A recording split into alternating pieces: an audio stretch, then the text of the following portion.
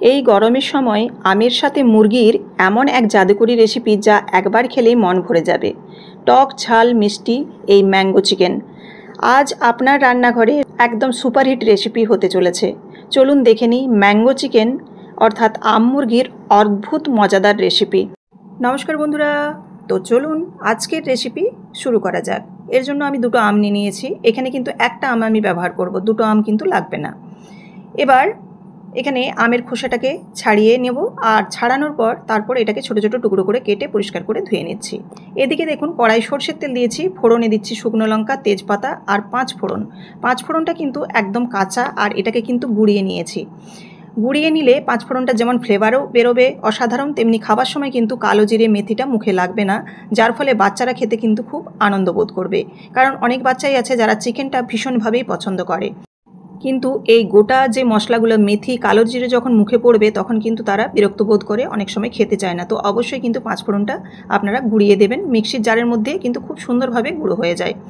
তো দেখুন এবার কুচনো পেঁয়াজ দিয়ে দিলাম। পাঁচফোড়নটা একটু দেওয়ার পর ভাজা হলেই তারপর একটু লবণ দিয়ে দিচ্ছি পেঁয়াজটা নরম করার জন্য। তো পেঁয়াজটাকে দেখুন নেড়ে চেড়ে কিন্তু একটু হালকা করে ভেজে নিতে হবে।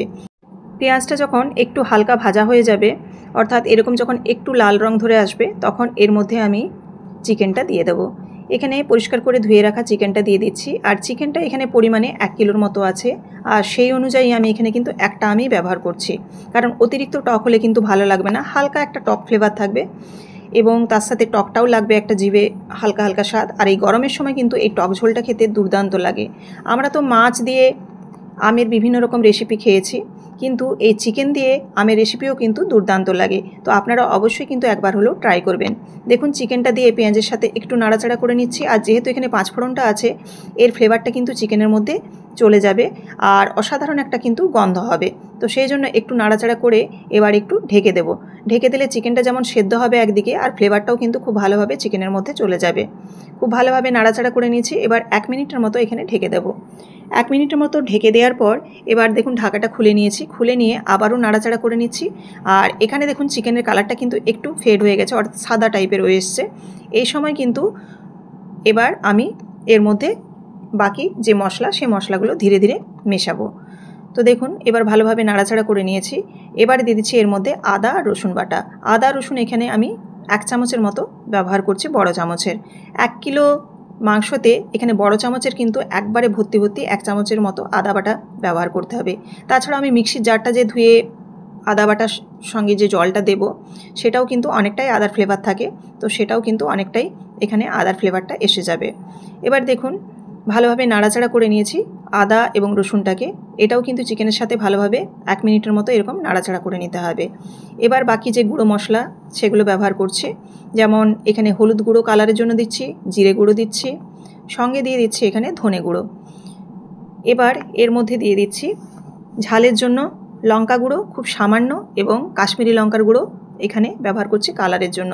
তো আপনারা ঝালের জন্য যে লঙ্কা গুঁড়োটা সেটা কিন্তু স্কিপ করে যেতে পারেন, সেখানে কিন্তু ঝালের জন্য কাঁচা লঙ্কা ব্যবহার করতে পারেন।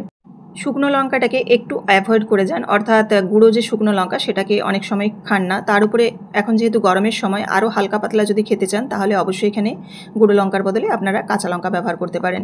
এখানে আমি টমেটো দিয়ে দিচ্ছি। টমেটোটা পুরোপুরি অপশনাল, কারণ যেহেতু আম পড়ছে সেখানে টমেটো না দিলেও হয়, তবে এই টমেটো দিলে কী হবে, একটু গ্রেভিটা বেশি হবে।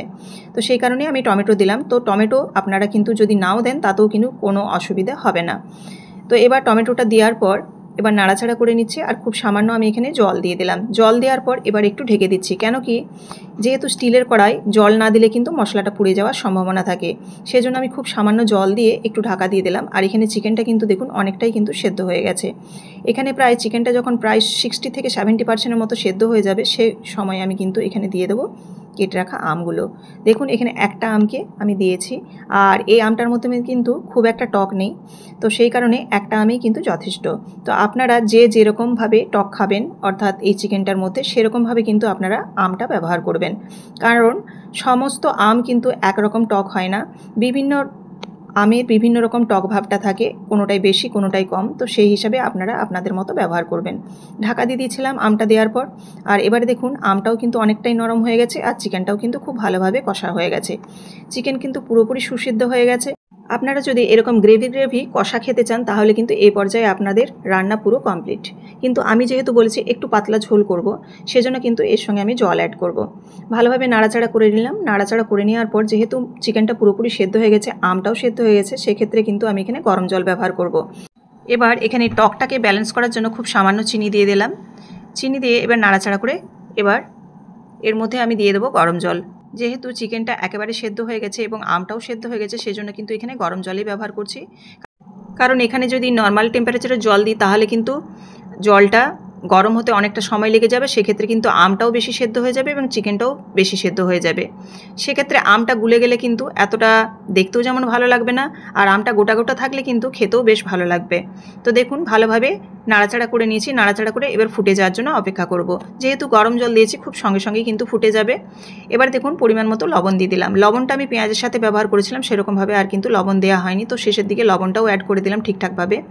এবার দিয়ে দিচ্ছি চেরা কাঁচা লঙ্কা। এই চেরা কাঁচা লঙ্কাটা শেষের দিকে দিলে কিন্তু একটা দারুণ ফ্লেভার হবে, আর ঝালটাও আপনারা আপনাদের মতো দেখে দেবেন। এবার দেখুন ভালোভাবে নাড়াচাড়া করে একটু ফুটে যাওয়ার জন্য অপেক্ষা করছি।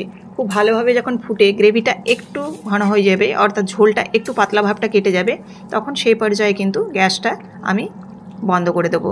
তো এখানে দেখুন একদম কিন্তু চিকেন পুরোপুরিভাবে হয়ে গেছে, আর এই পর্যায়ে আমি গ্যাসটাকে অফ করে দিচ্ছি।